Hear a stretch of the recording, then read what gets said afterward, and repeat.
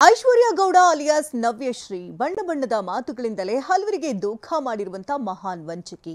ಈಕೆಯ ವಿರುದ್ಧ ಮಂಡ್ಯದಲ್ಲೂ ಕೂಡ ವಂಚನೆ ಪ್ರಕರಣ ದಾಖಲಾಗಿತ್ತು. ಪ್ರಕರಣ ಸಂಬಂಧ ವಿಚಾರಣೆಗೆ ಹಾಜರಾಗುವಂತೆ ಪೊಲೀಸರು ವಂಚಕಿಗೆ ನೋಟಿಸ್ ನೀಡಿದ್ದಾರೆ. ಈ ಕುರಿತ ಒಂದು ಕಂಪ್ಲೀಟ್ ರಿಪೋರ್ಟ್ ಇಲ್ಲಿದೆ.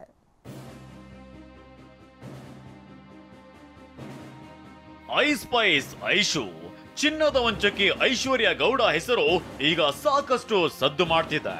ಬಂಗಾರದ ಮಾತುಗಳನ್ನಾಡಿ ಬಂಗಾರ ದೋಚಿದ್ದ ಈ ಮಳ್ಳಿಯ ಮತ್ತಷ್ಟು ಮುಖಗಳು ಬಯಲಾಗ್ತಿವೆ. ಬೆಂಗಳೂರು ಮಾತ್ರವಲ್ಲದೆ ಈಕೆ ಮಂಡ್ಯದಲ್ಲೂ ಹಲವರಿಗೆ ಮುಂಡಾಯಿಸಿದ್ದು ಇದೀಗ ಬಯಲಾಗಿದೆ.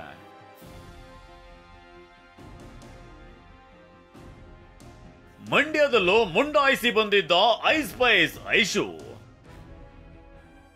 ಕೇಸ್ ದಾಖಲು, ವಿಚಾರಣೆಗೆ ಹಾಜರಾಗಲು ನೋಟಿಸ್. ಬಂಗಾರದ ತೋಳ ಈ ಐಶ್ವರ್ಯ ಗೌಡ ರಾಜಕೀಯ ನಾಯಕರ ಹೆಸರು ಹೇಳ್ಕೊಂಡು ಬೆಂಗಳೂರು ಮಾತ್ರವಲ್ಲದೆ ಮಂಡ್ಯದಲ್ಲೂ ಕರಾಮತ್ತು ತೋರಿಸಿದ್ದಾಳೆ. ಮಂಡ್ಯದಲ್ಲೂ ಐಶ್ವರ್ಯ ಪತಿ ಹರೀಶ್ ವಿರುದ್ಧ 55 ಲಕ್ಷ ರೂಪಾಯಿ ವಂಚನೆ ಕೇಸ್ ದಾಖಲಾಗಿದೆ. ನಾನು ಡಿಕೆ ಸುರೇಶ್ ತಂಗಿ ನಿಖಿಲ್, ಅನಿತಾ ಕುಮಾರಸ್ವಾಮಿ ಬಹಳ ಪರಿಚಿತರು.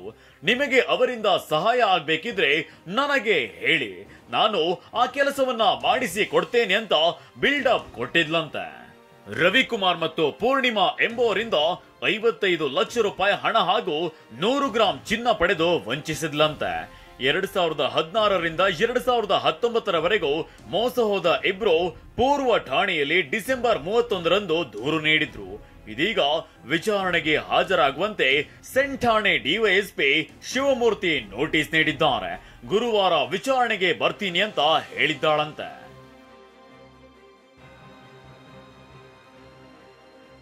ಇತ್ತ ಐಶ್ವರ್ಯಗೌಡ ವಂಚನೆ ಕೇಸನ್ನ ಇಡಿ ಅಥವಾ ಸಿಬಿಐಗೆ ವಹಿಸುವಂತೆ ಮಾಜಿ ಶಾಸಕ ಅನ್ನದಾನಿ ಆಗ್ರಹಿಸಿದ್ದಾರೆ. ಇದೊಂದು ದೊಡ್ಡ ಹಗರಣ, 100 ಕೋಟಿಯಷ್ಟು ವಂಚನೆ ನಡೆದಿದೆ ಅಂತ ಆರೋಪಿಸಿದ್ದಾರೆ. ಒಂದು ದೊಡ್ಡ ಹಗರಣ ಇದೆ ಇದನ್ನ ಇಡಿಗೆ ವಹಿಸಬೇಕು. ನೀವು ಕನಿಷ್ಠ 100 ಕೋಟಿ 50ರಿಂದ 100 ಕೋಟಿ ಹತ್ತತ್ರ ಭ್ರಷ್ಟಾಚಾರದ ಟ್ರಾನ್ಸಾಕ್ಷನ್ ಆಗಿದೆ. ಕಿರ್ಗಾವ್ಲಿಂದ, ಮಂಡ್ಯದಿಂದ, ಬೆಂಗಳೂರಿಂದ ಎಲ್ಲ ಸೇರಿ 100 ಕೋಟಿಯಷ್ಟು ಟ್ರಾನ್ಸಾಕ್ಷನ್ ಆಗಿದೆ.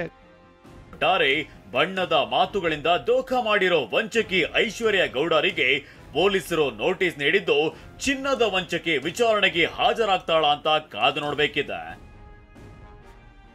ಶಾಂತ್ ಹುಲಿಕೇರೆ, TV9 ಮಂಡ್ಯ.